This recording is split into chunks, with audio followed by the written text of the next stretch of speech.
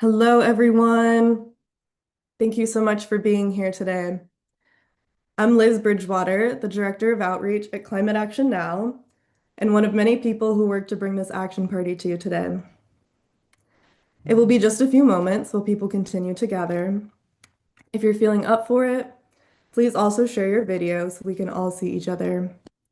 We will be recording this action party, and it will be available publicly online. If you do not wish to appear in any shared content, please keep your camera off. We'll send out a recording tomorrow. If this is your first ever action party, let me give you a quick overview. An action party like this is an opportunity to learn about important environmental issues from people who are experts in their fields. In the course of the same hour, we're going to use the Climate Action Now app to take action together. The Climate Action Now app makes it easy to send well-researched, personalized messages to political decision makers. To show you why it's so easy to take action with the Climate Action Now app, I'm going to share my screen for just a moment.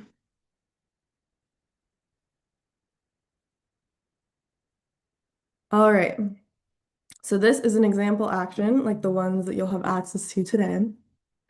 It only takes 3 touches to take an action. First, you touch Do It Now.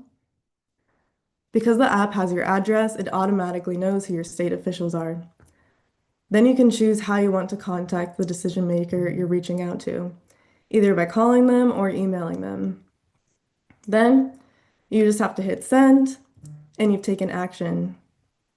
In addition to sending emails this afternoon, we'll also have designated time for you to call your officials. As you take action, you're going to earn points. When you earn enough points, Climate Action Now plants a real tree on your behalf.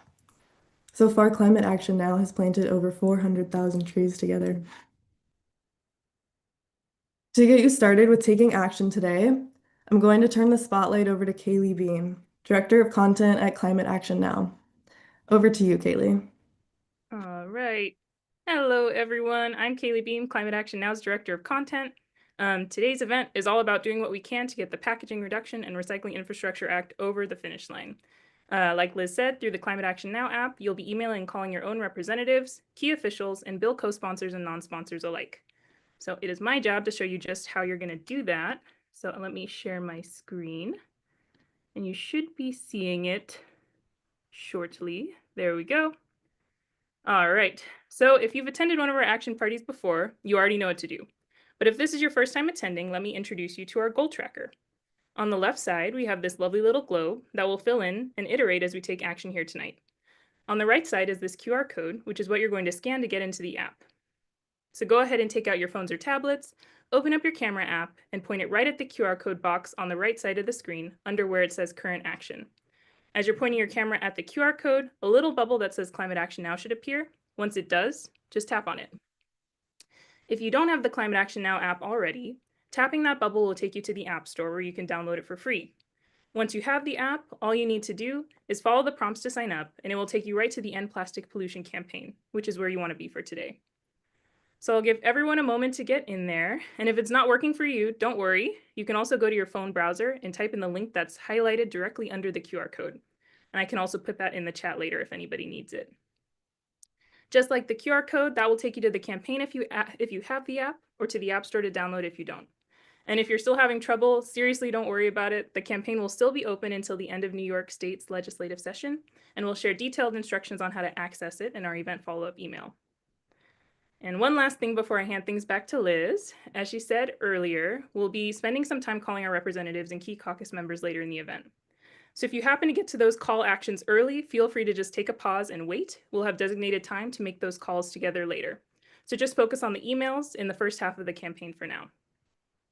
Our current goal is to hit 250 actions by the end of the hour. And I have it on good authority that our moderator will do a little dance for every 250 actions you take. And you can request dance moves. That's very important. So I don't know about you, but I want to see that. So let's make sure we get there. Okay, that's everything from me. Back to you, Liz. Thanks so much, Kaylee.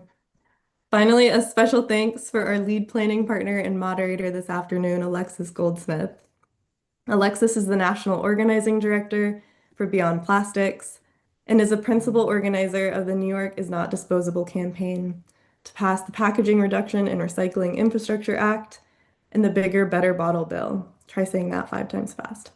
Before we learn from our speakers, Alexis is going to talk about this landmark bill and what's at stake. As you hear from Alexis and our speakers, please share any questions you have into the chat. Over to you, Alexis.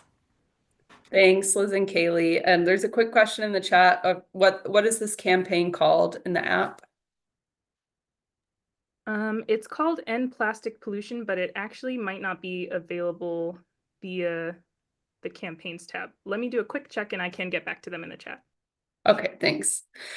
So hi, everybody. Thanks for coming. I saw a lot of you on our campaign call last night, so you'll have heard a lot of what I'm about to say already, but you can just keep taking action while I'm talking, because I want to make sure that if there's anyone in the room who doesn't know what this bill is about, that they are brought up to speed. So this action party is for the Packaging Reduction and Recycling Infrastructure Act. This is a bill that will transform packaging waste in New York State. This bill, the goal of this bill is to phase out problematic packaging materials that are toxic, that can't be recycled, that wind up in incinerators and landfills and wind up polluting our environment either through landfill leachate, incinerator emissions, or just as litter that is in the streets or goes into waterways and eventually comes back to us in our air, water, and soil in the form of microplastics.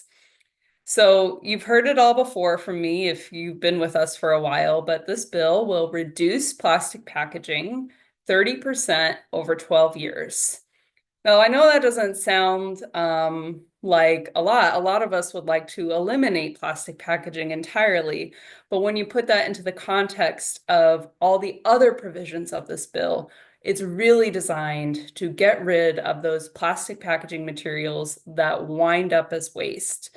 So in addition to reducing plastic packaging 30% in 12 years, which is significant, which is huge, it requires that all remaining packaging be recycled, effectively recycled at a rate of 75%, with a minimum of 20% of packaging being reused and refilled within a reuse and refill system. So we're getting away from this linear waste stream for packaging and back toward materials that can be reused, washed and used over and over again. The best example I can think of is baby food. It wasn't long ago that baby food was sold in glass jars. But now when you go to the grocery store and you go to the baby food aisle, you can see it's almost all sold in plastic pouches. We can easily go back to glass jars for baby food. The other provisions of this bill will protect consumers' health. This bill prohibits 16 toxic chemicals from packaging, including all PFAS, which is a family of thousands of chemicals that are known as forever chemicals because they do not break down. So PFAS contaminates water. When it gets into our bodies, it stays in our bodies and it causes health problems. It gets into the environment and contaminates the environment. And a very small amount of PFAS is enough to contaminate a body of water or cause health problems. So we want to get PFAS out of packaging, but also lead, cadmium, chromium, and other heavy metals, phthalates, which are added to plastics to make them softer, but they're really bad for women's reproductive health, and they're just in general an endocrine disruptor. The bill also prohibits bisphenols, which are a water-soluble chemical that are found in can liners and also in plastics. And the bill bans benzene, which is a carcinogen. It bans toluene, another carcinogen. If you're familiar with the Love Canal disaster, toluene is the chemical that was seeping into people's basements in the Love Canal disaster. So it's an infamous chemical. And it bans a couple others that I can't think of off the top of my head, but those are the big ones. So getting toxic chemicals out of packaging is huge, and probably one of the provisions of this bill that the industry is fighting the hardest for. But I don't know about you, but I don't want to be ingesting toxic chemicals with my groceries. This bill will also make the big polluters, the big companies that are creating the problem in the first place, pay to clean up their trash. So it puts a fee on packaging after the reduction in recycling requirements and the toxic prohibition. They will have to pay a fee on their packaging, which will reimburse municipalities for the cost of waste management for that packaging. And we did a report to just see how much New York taxpayers could save. The reduction requirements alone from this bill will save taxpayers $1.3 billion over 10 years. So this is a make polluter pay bill in a lot of ways. And finally, the other big provision of this bill, and I can't go through all of them because it's such a big bill, I wouldn't have time to talk about every provision, but the other major provision is that it prohibits a technology called chemical recycling from counting as toward that recycling target. Chemical recycling is an umbrella term for a suite of technologies that are mainly technologies that turn plastic into fuel to be burned. And the main chemical recycling technologies, which are pyrolysis and gasification, are regulated as incineration under the Clean Air Act. In the rare cases where chemical recycling can turn plastic into new plastic, the process is highly polluting, is more inefficient than mechanical recycling, is extremely expensive, and very energy intensive. In short, chemical recycling is a smokescreen that the chemical industry is using to distract from the real solution to plastic pollution, which is reducing the production and use of plastic in the first place. And I'll do my little, what's the chicken dance?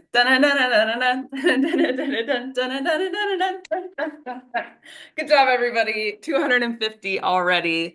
Let's get that goal tracker up to 500. Wow. That was seamless. That was wonderful, Alexis. I'm gonna go ahead and update Perfect that. timing because I just finished the major provisions of the bill.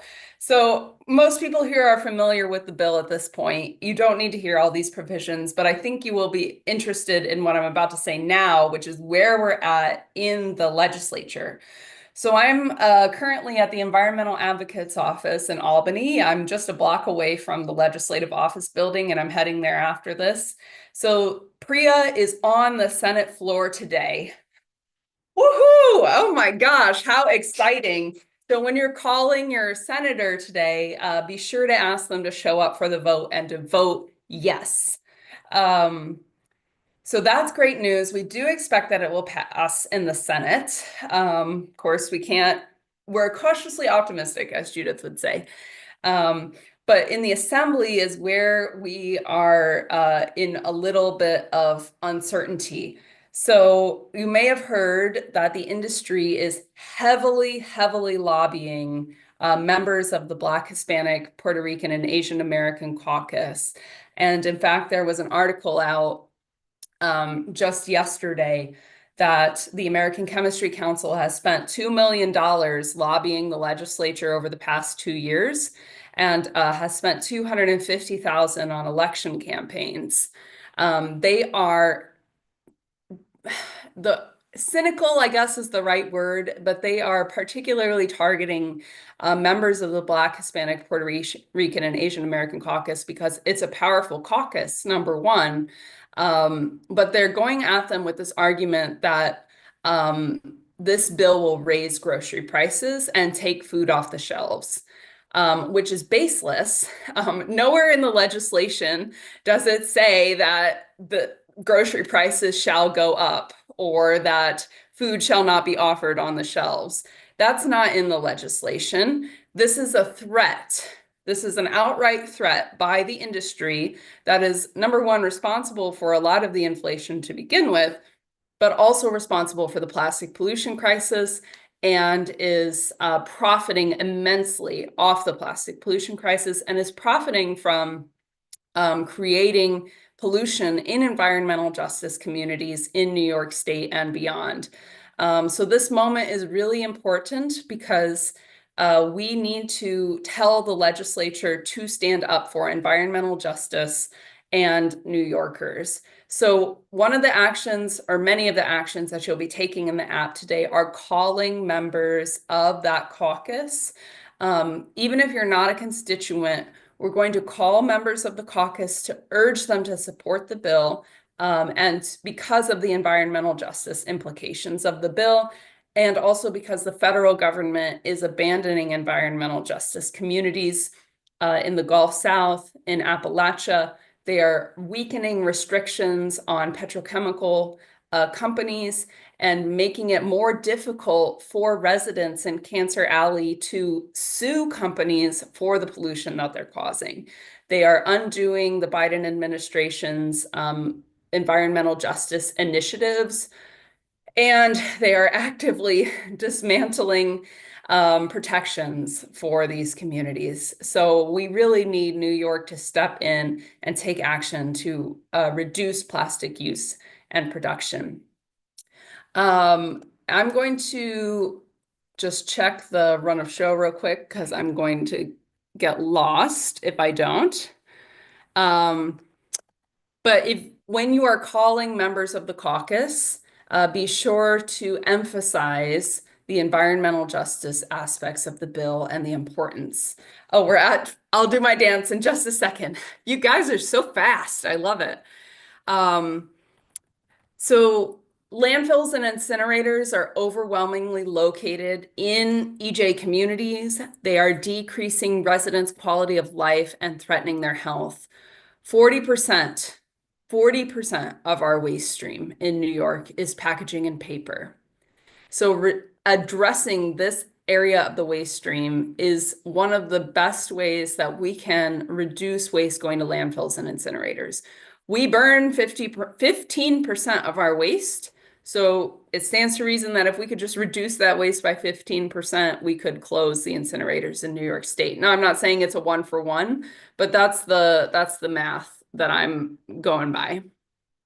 So please take action today and emphasize to legislators that they should not be listening to these empty threats by the American Chemistry Council and the petrochemical industry that is trying to scare them off of a really good, progressive environmental justice bill.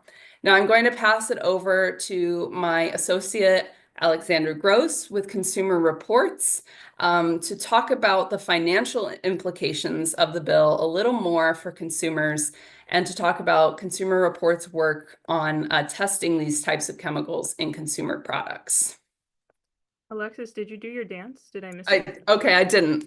I'm gonna wait for the dance. Amazing. All right. Okay. I'll update the 592. goal. Awesome. Okay. Great work, everybody. I'm gonna bump it up to 750. Hi, everybody. Let's give it My out. name. You want me to go ahead, Alexis? Yes. Okay.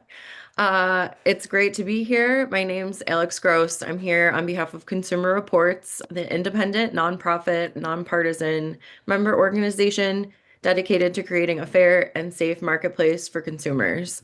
Also, your dad's favorite magazine. When I became pregnant with my son 2 years ago, it felt like it was impossible to get the things you need without it coming in 5 layers of plastic packaging. Baby formula comes in a plastic container. Bottles, baby food, wipes, everything's in plastic, and then it's wrapped in another layer of plastic to come to your house.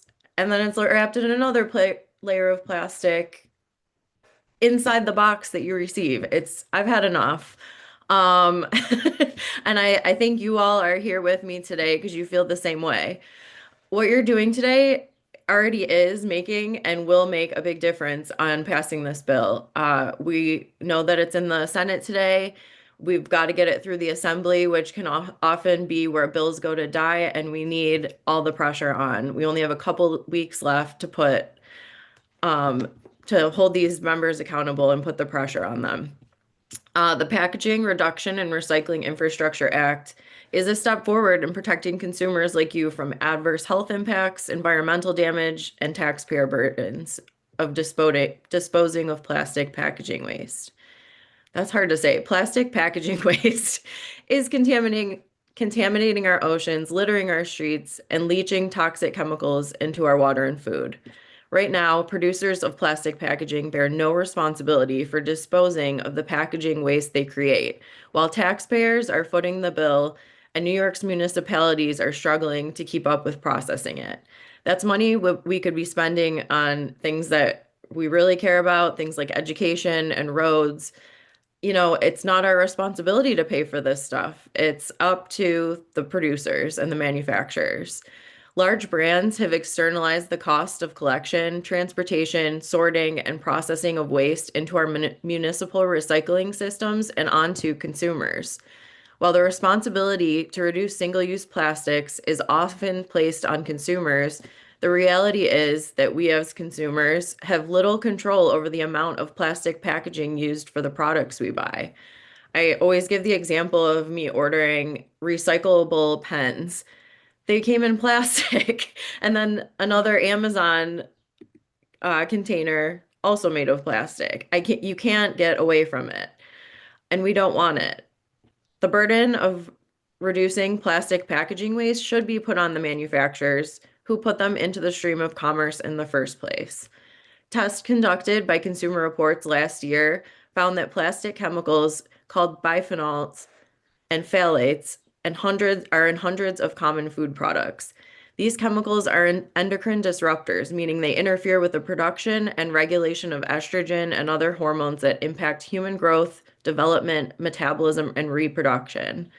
Even minor disruptions in hormone levels can contribute to an increased risk of diabetes, cancer, birth defects, premature birth, neurodevelopmental disorders, and infertility.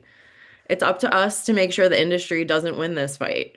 Opponents are pulling out all the stops, trying to prevent this bill from passing the legislature. Their lobbyists are meeting with offices and telling them that this bill is going to increase costs of packaged products for consumers and that the shelves are going to be empty. Let me be clear, they have no evidence to prove that. Other countries like Canada and the EU have had EPR policies for decades. They have the same products we have, and they're able to stock the shelves while complying and without poisoning their citizens and poisoning the planet. This bill is good for consumers' health, it's good for taxpayer dollars, and Consumer Reports is proud to support its passage. I'll get off my pedestal and hand it back to Alexis. Thank you Yeah, so much, Alex. I will say just in time to see Alexis do another dance, and then you should prepare your next dance move because we're also close to 1,000. Sounds good. I will definitely dance. We're gonna take a little pause in the speakers now and have everyone call your own assembly member and your own senator. And again, be sure to urge your senator to vote yes on today's floor vote and urge your assembly member to support the bill and vote yes when it gets to the floor. So we're gonna take a few minutes to make those calls, and then we'll hear from Gail Tierney with Oceana. Yes, so if you're already in the app on the campaign, you should notice the first call action is call your, I think, assembly member, and it's followed right up after by call your state senator. So you can just scroll kind of to the middle of the campaign. It's later in the carousel and make those calls. I'll also drop some links in the chat. So if you're not on the app, you can still find your representatives and give them a call.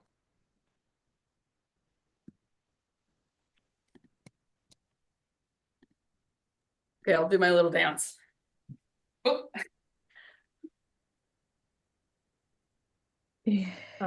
Classic. Amazing. This is only for you guys. All right. Heck yeah. Now we'll answer some questions. Alexis, we've got a good question from R in the chat. R asks, are there any alternatives for now before this bill passes instead of Amazon or others if we want to decrease or avoid excess packaging and boycott using these companies? Any thoughts for R on this? Yes, there are companies out there that are already using, and also if you're making calls, feel free to mute this so you can hear yourself. There are companies that are already using plastic-free packaging. Meliora Cleaning Products, which is based in Chicago, does all plastic-free packaging. It's all in reusable, refillable bottles. Blue Land is another cleaning company that does this. And then personal care products that are plastic free. There are deodorant containers that are made of paperboard that are completely plastic free. There are floss containers that are also made of paper that are completely plastic free and no plastic packaging. For food, we can go to bulk. So if you buy rice, grains, any kind of dry goods, those can be offered in bulk without the plastic bags. Also dried fruits, even cookies can be offered in bulk. Anything that's shelf stable pretty much can be offered in bulk, where you can bring your own container or you can use a paper bag to check out. And then produce, we can just eliminate the unnecessary plastic packaging, bananas, oranges, apples that come in plastic bags. Just take away the plastic bag and there you've eliminated the plastic packaging. Pretty much anything that is packaged in plastic, like salad dressing or liquids, can be packaged in glass or aluminum. They even make water bottles now that are made out of aluminum. And it would be great if companies would set up a refill system where you can bring those containers back to the store and they will be washed and refilled again. That would actually create green jobs. It would keep materials local, so we wouldn't be shipping all over the place. And of course, it would eliminate the need for the plastic. So there are alternatives out there. Don't let anybody tell you there aren't alternatives to plastic because plastic's only been around for one lifetime. And I think grocery stores have been around a lot longer than that. So do we have other questions? I haven't seen any others come through, but for anyone who's got some questions, feel free to drop in the chat. Let's see. Oh, we've got a question that the Climate Action Now team can answer from Alexandra. She asks, how can we be sure these email campaigns are actually driving meaningful results and not just coming across as bot-generated campaigns? One of the features of the Climate Action Now app for anyone who's using the app today is that we've got a personalized message at the very beginning of these messages. So you get to choose that. And your profile example would be like, I'm a father who fears for his children in a warming world. That component of the message helps email filters to not recognize these messages as spam, and also allows you to have a personal touch. And of course, every time we call and every time we email our representatives, that's going into their own backend systems where they're tallying and making sure that they're keeping track of the specific issues that their constituents are reaching out to. Let's see. Another question from R following up. R says, Alexis, where do you find bulk stores? You mentioned in person or online. Yeah, so I actually use my local co-op, which I'm a member of, and co-ops I think are known for being pricey, but really the bulk is cheaper than the packaged goods. And the reason why is because packaging allows for shrinkflation. I think Biden made this word famous, shrinkflation, where companies like deceptively shrink the amount of product that's in the packaging and just make the packaging flashy. And so it looks like there's more product than there actually is. And they can disguise the price. So like something that used to be sold in a pound size, like maybe pasta is now sold in a 12-ounce size, but it's the same price. So you don't really notice that it's pricier. But when it comes to buying bulk, there's no hiding how much the product costs. And you can take exactly how much you need. And the bulk is often cheaper, especially for things like spices, teas, grains, pasta. fruit, etc. So like a lot of people go to Trader Joe's, for example, for their dried fruit. But it all comes in plastic. But at the bulk section of my local co-op, the fruit there is cheaper, the dried fruit, than at Trader Joe's, even though people think of Trader Joe's as being cheap. So grocery stores need to start offering bulk sections, and hopefully this bill will drive that. Hopefully companies will turn to bulk for those products that can easily be sold that way, and more grocery stores will start offering this choice. Awesome. Thanks for that thorough answer. I think we're ready in our run of show to move on to the next phase. And I see another dance coming in from Alexis. Heck yeah. Looks groovy. It's weird to dance without music, but Right? Uh, I love it. All right, everyone, you're doing this is so many actions. You're doing an amazing job. I'm gonna just keep bumping that goal up. So keep making Alexis dance. And we're only halfway through our time today. This is awesome. So I think let's go now to Gail with Oceana, and then we'll make some more phone calls.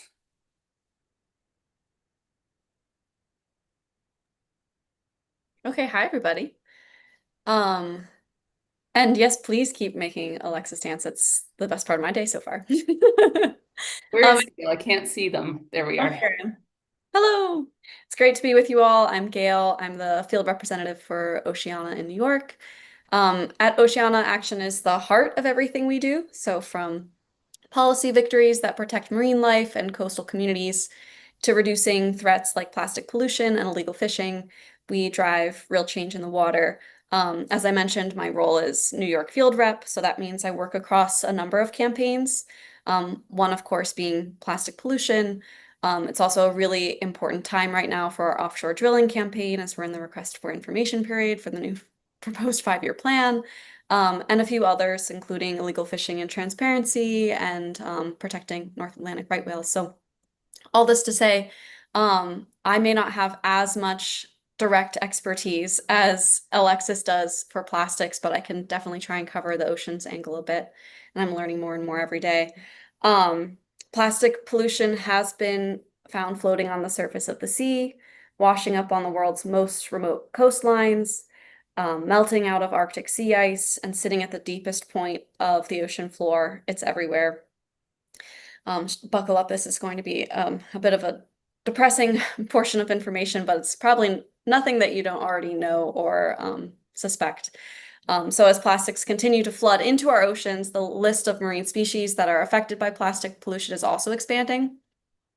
It's impacting everything from zooplankton and fish to sea turtles, marine mammals, and seabirds. In 2020, an Oceana report revealed evidence of nearly 1,800 marine mammals and sea turtles swallowing or becoming entangled in plastic in the US waters. That was between 2009 and early 2020. Of those animals, 88% were from species listed as endangered or threatened with extinction under the Endangered Species Act. 88%, that's pretty jarring. So plastic lasts for centuries, and once it enters the ocean, it breaks up into smaller and smaller pieces that act as magnets for harmful chemical pollutants and are swallowed by marine animals. With an estimated 33 billion pounds of plastic entering the ocean every year, and plastic pollution being one of the greatest threats facing our oceans, as well as our climate and communities today, Oceana is committed to passing a new law through Congress called Farewell to Foam. So that's not what we're talking about today, but it is one of our specific policy priorities for 2025. That would reduce single-use plastic foam across the country. And then in parallel to that, given the state of our federal work at the moment, we're also really prioritizing local and state work to phase out single-use plastics and foam products. So we're really excited also about the Packaging Reduction and Recycling Infrastructure Act for that reason. One of the most popular solutions to plastic pollution falls very short because a meager 9% of all plastic waste ever generated has been recycled. Current projections show plastic pollution tripling by 2050, and that's far outpacing recycling and resulting in more plastic in the ocean. Recycling alone is not enough to solve the plastic pollution crisis. And so to stop plastic from entering our oceans, we must reduce the amount of single-use plastic being produced. This is often the image that folks use around if a bathtub were overflowing, your first instinct would not be to just grab paper towels and try and sop up the water. Yes, dance it out. Hooray for our goal. The wave. You would, of course. Good for you, Gail. Thank you. I feel it and receive it. It's amazing. Yeah, so Oceana, we say like turn off the tap. Just stop. Stop plastic pollution at the source. And we need companies to dramatically reduce the amount of unnecessary single-use plastic, as Alexis and Alex were both saying, and offer consumers plastic-free choices for their products. The onus cannot be on households to be, you know, deciding which exposures they're okay with. There just need to be more offerings. So without immediate changes to the way companies produce and use plastics, the amount of plastic pollution annually entering the oceans, unfortunately, would triple by 2040. So it's a very, very important priority for us to address at a large scale. We're extremely grateful at Oceana to our coalition partners, especially Alexis at Beyond Plastics, for her leadership and organization.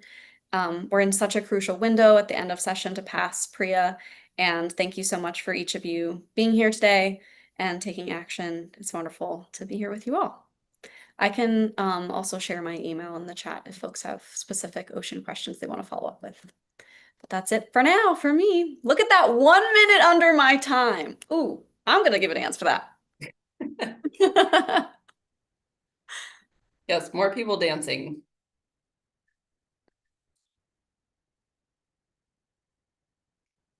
All right, thank you so much, Gail. It's always nice to see your face, and thank you, Alex. Maybe we could put Alex on spotlight again in case people have questions for Oceana or Consumer Reports. Again, Consumer Reports and Oceana have both memoed in support of this bill for the reasons that Gail and Alex enumerated. Yes, we will have a huge dance party. The bill will pass, so everyone get your dance moves ready for the dance party on Zoom. It's going to be awkward and wonderful. So we can take questions now, but mainly we want people to be making phone calls. So I think there are 11 caucus members in the app for you to call. And again, even though you're not a constituent, just call and say, you can reference the news articles that have come out about the petrochemical industry targeting the caucus. It was reported in Politico that the petrochemical industry is targeting the caucus members. So call them and say that you're trying to counter that and that this is a really important environmental justice and consumer protection bill. So make those calls. Liz, I don't know if we can put on some like elevator music or something to make it a little less awkward for my dancing. And we can also take questions from the chat, but otherwise we'll just be hanging here while you guys work the lines. And maybe also, maybe everyone don't go in order. Maybe go a little out of order, because if we have 80 people calling Solage at the same time, you're obviously not going to get through. So if you don't get through, you can try back later. Yes, and what I will say is, so if you're in the app, you should be able to make these calls directly through the app, and the order will be randomized there. But if you're just not on the app, you're just hoping to participate without downloading it, feel free to reference this slide. And like Alexis said, randomize it if you can. R has a logistical question asking, should it be from our own district or does it matter? Yeah, I mean, generally members want to hear from their constituents. That's true. But they're hearing a lot from petrochemical industry lobbyists who aren't their constituents. So you can just say that you've read that the petrochemical industry is targeting members of the caucus and you're calling to support this bill for the environmental justice implications. Again, it was reported in Politico that the petrochemical industry is focused on the caucus members.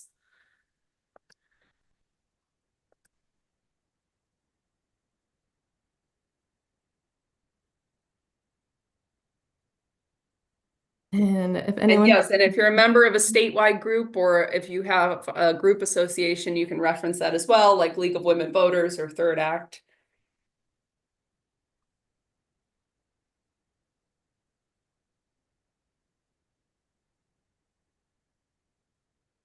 I love that people are reporting back the calls in the chat.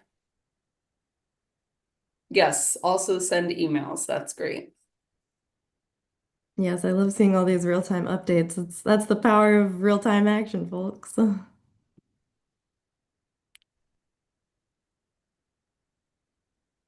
anyone has big picture questions and you're not muting our panelists right now to be able to make calls, feel free to drop those in the chat.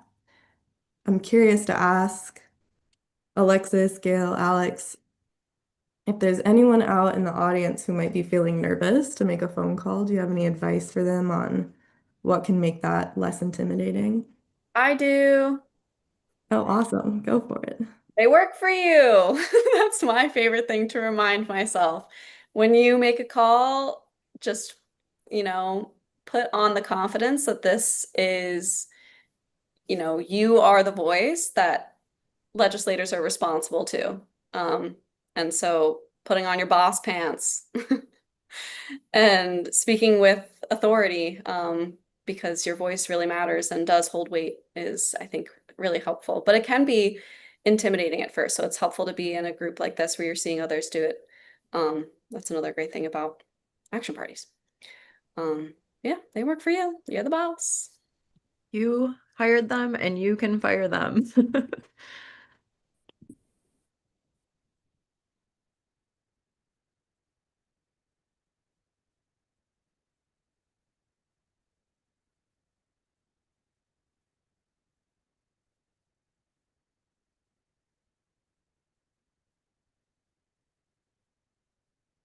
Oh, we hit another 250.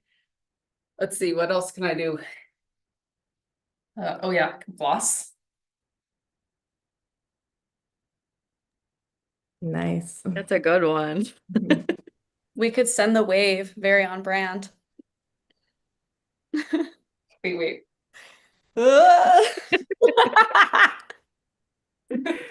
I've been muted while I'm responding to to chat questions, but I assure you I'm cracking up every time. You're doing a great job.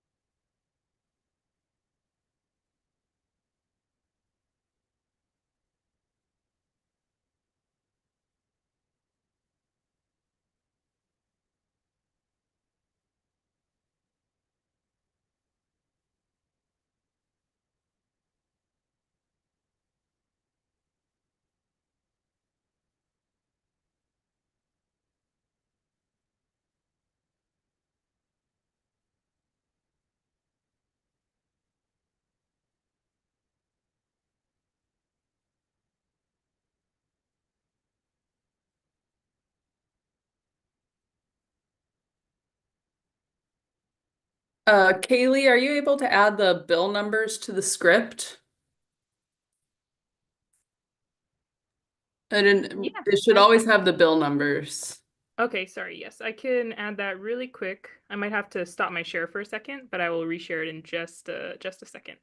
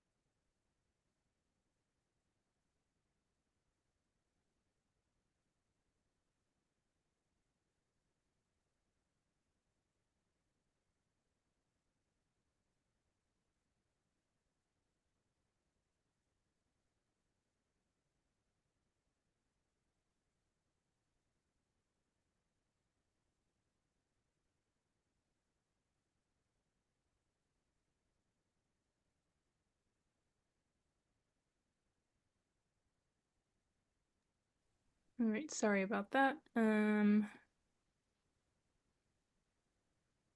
Fixed.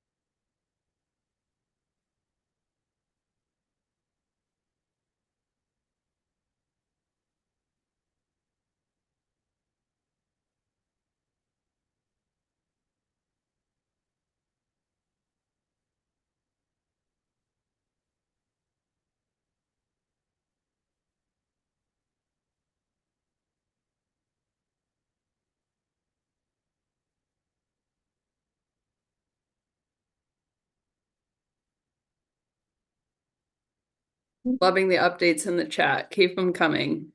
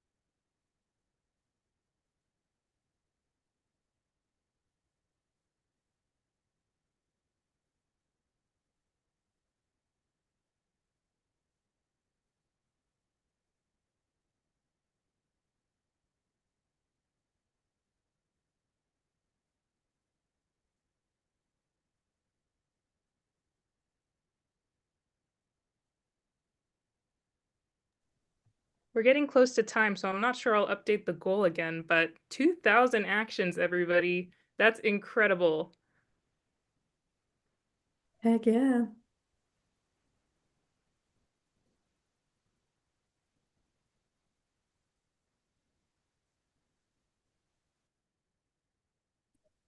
I feel like we should be playing Beyonce or something in the background.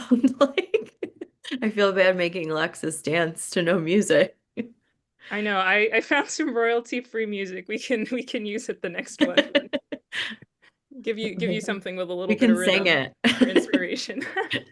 Acapella style. Yeah, actually, why don't we just dive into like some three-part harmonies? I think that's Oh, no problem. Oh yeah, that's exactly But you what know we that's my practiced specialty, Gail. before ready, this three, call two, started. fun. You start first. Yeah, for sure. On the count of three. Okay.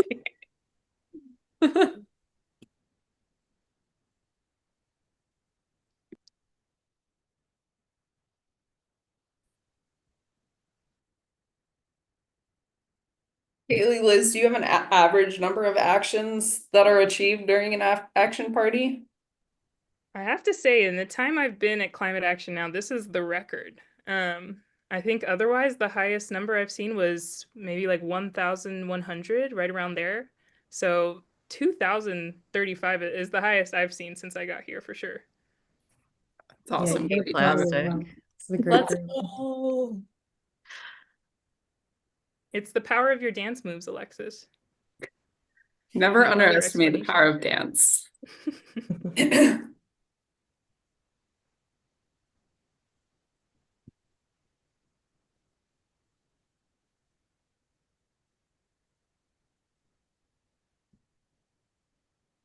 Alexis, was there something in particular that first brought you into being interested about plastics?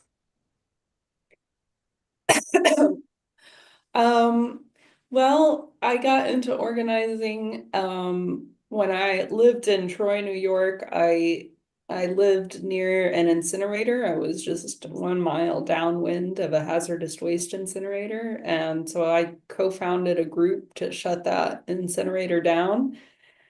Um, and that's how I met Judith. And then Judith asked me to come work for Beyond Plastics when she had been organizing with me for about 18 months. And I didn't know that much about it until I took Judith's course. But then when I took the course on plastic pollution, I got really fired up. I mean, I always knew plastics were bad. I like always had a vague feeling that they weren't good, but I had no idea that they can't be recycled, that they're toxic, that we're eating and breathing microplastics, that they're made from oil and gas. Um, and so now I'm the bane of my family and friends' existence with my plastic bags. And I'm on a mission to get everyone to protect their health by reducing their plastic exposure. And when I see people walking around with the hot coffee and disposable coffee cups, I just want to slap it out of their hand and be like, "What about your health? The microplastics in your brain." But I don't. Kind of restrain them. Most of the time, she Most of the doesn't. time, yeah. You know, it's kind of interesting to me. I've been enjoying like diving into your guys' website at Beyond Plastics for this event because I've been really interested in climate change the last few years, but honestly hadn't spent that much time on plastics. And the connection between the two is so striking and so obvious from all the work you guys do. But I can honestly say I don't feel like plastic was spoken about nearly as much in like the environmental studies degrees and whatnot that I went through. So I feel like the connection is overlooked frequently. Alex and Gail, I would love to hear how you got involved in the plastics issue. I was just gonna say, I feel like I will tell you that story, but I feel like we've been duped. Like, I feel like my whole life we were like taught if you recycle, then everything's gonna be okay. And then you find out this stuff can't be recycled and it just like lives on forever. So I feel like no one really likes plastic, but we've just all been conditioned to think that it's not as bad as it really is. But I went to Vermont Law School, which is a big environmental law school, and I was trying to shut down um it wasn't an incinerator, but it was I'm trying to remember what kind of machine it was. It was like it was an asphalt machine, and they kept moving it around so it didn't have to be permitted. And we kept like trying to like catch them violating their permit. So that case kind of got me interested, but I've always been like very into hiking national parks and backpacking and stuff like that. So I feel like I've always wanted to try to protect what I care most about. And I also grew up down the street from Love Canal. So Oh, that kind of adds fuel to the fire. How about you, Gail? I mean, I think I can definitely relate to the now being feeling like a harbinger of bad news, the burden of information sometimes. I leave so many meetings thinking I will never be able to unhear that. Um, but it's then such a responsibility. I do feel like, people need to know this. My organizing started more, I mean, it's not even far away. I was just in a different intersection of climate work. And honestly, I think there was um, a perceived sense of like rigidity around plastics. And I now get it because I know what I know, and I'm realizing that people probably were just really alarmed about the, seriousness of what it is that we're dealing with plastic pollution. Um, but I remember I was at a march that I had helped organize. I think this was the People versus Fossil Fuels campaign in DC a while ago. I was in like some multi-faith spaces, and an activist threw a plastic water bottle at my head, and it was just like, this is crazy. What are we doing? If we're climate people, we can't have plastics. And I just felt so adamantly in that moment that like having people hydrated and therefore able to participate in this engagement was so clearly, outweighing. And now that we have more alternatives, it would have been great to have, of course, like recyclable aluminum cans or something else for the water. Um, but it was such a kind of lightning bolt moment for me where I was like, we're lost in the plot. We can't be infighting about, like, it's not our fault that we need to drink water out of plastic bottles. There needs to be a larger system change here. So that was definitely kind of radicalizing moment for me. Um, and yeah, now it's part of my job. So I just learn more. Yeah, the guilt is real for me. Like I feel like I spend so much time and energy like researching alternatives and trying to find like dishwashing detergent that doesn't leak microplastics into like our plates and get into our foods. And it's like it's so hard and it just shouldn't be this hard. Like it, I feel passionate about what I'm doing for Consumer Reports because I just feel strongly that it shouldn't all be on us. Right. It should be on the corporations who have the money to really make a big change, Mhm. not up to our individual tiny decisions, which together can be very powerful, but it shouldn't be on our shoulders. Mhm. I think that's a good point for us to wrap up on as we hit the top of the hour. That important role of systemic change rather than individual change. Um, I want to say a big thank you to Gail and Alex for sharing your time and expertise with us today, and to Alexis for all the incredible on-the-ground organizing work you're doing and for putting this event together with us today. We'll have a second round of this event on Thursday, June 5th at the same time, so definitely tell your friends and family and show up again yourself for a second round to make sure that we're helping get this critical legislation passed at this key point in the legislative session. Alexis, any final wrap-up thoughts you'd like to share with everyone who joined here today? Just that you can watch the Senate vote on the Senate website today. It's a 2-hour debate. They're in at 3, and there are 33 bills on the agenda, and Priya is fourth from last. So I have no idea when it's going to come up, but just keep checking back on the Assembly website. And then keep making calls. A lot of people in the chat were saying that like Peoples-Stokes and O'Farroll are getting a lot of calls against the bill. And I have a feeling that's industry getting employees in the plastics industry to make calls to reps. So keep making calls, finish out the calls here when we conclude, and do a report to me, anything that you think is important for me to know that I can take and incorporate into our strategy. And also just huge thanks to Gail and Alex for coming today. Yeah, and thanks to all of you for taking action and showing up. 2,213 actions is no small feat. So we couldn't do it without you, and thank you so much for being here. Yes, definitely. Thank you, Everyone who showed up everybody. today is the backbone of making this work. So you all rock. For our panel, if you'd like to join the optional breakout room meeting for us to debrief, talk about the event next week, I would love to see you in there. Otherwise, for everyone else on the call, we'll be sending out a recording either later today or tomorrow morning. And we hope to see you again next week so we can get this bill over the finish line. Thanks so much, everyone.